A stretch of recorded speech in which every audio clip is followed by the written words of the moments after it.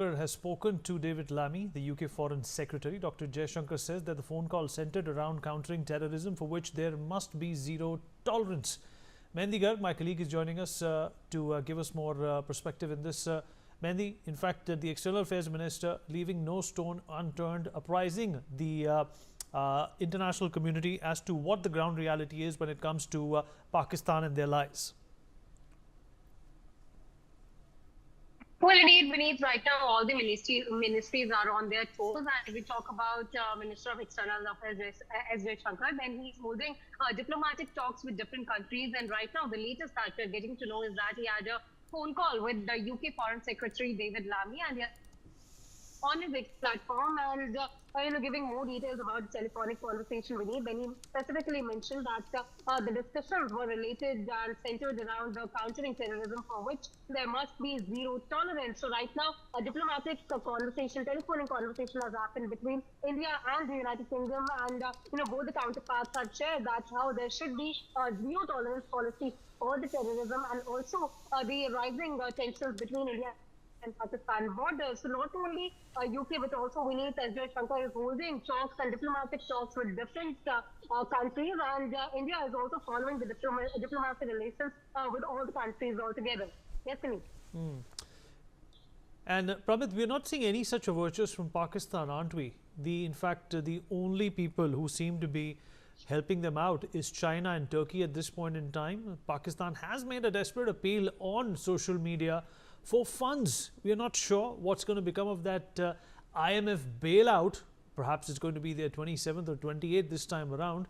But, you need money to fight wars. They've also told their citizens, Pramit, that they cannot withdraw more than 3,000 rupees from their own bank accounts, technically freezing the money, private money of its own citizens.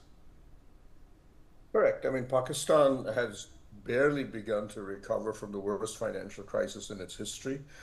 They've just been able to stay. Their foreign exchange reserves are stable at $16 billion. Most of that is debt, money from the IMF and money loaned to them by Saudi Arabia.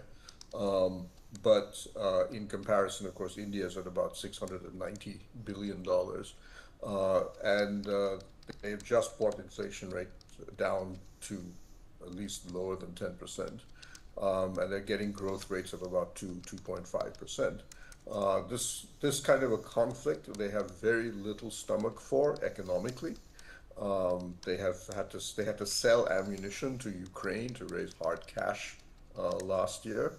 And ironically, now they're having to buy some of that from Turkey and China again.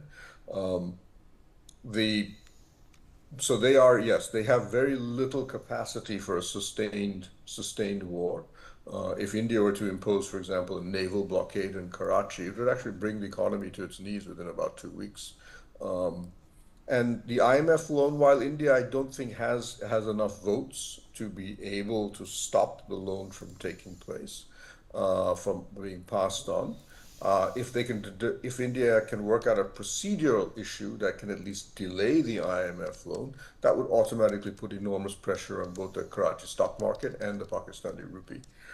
Yes, so economically they have very little space, which is one reason I feel that they need, that is, while militaries, especially generals, will often ignore economic concerns, I would suspect Prime Minister Shahbaz Sharif is telling Munir that, look, there's a limit to how far we can keep this going. And I think, and it's important to realize that in the long run, we will start to see the impact of India's suspension of the Indus River Water Treaty start to impact their economy, especially this coming winter.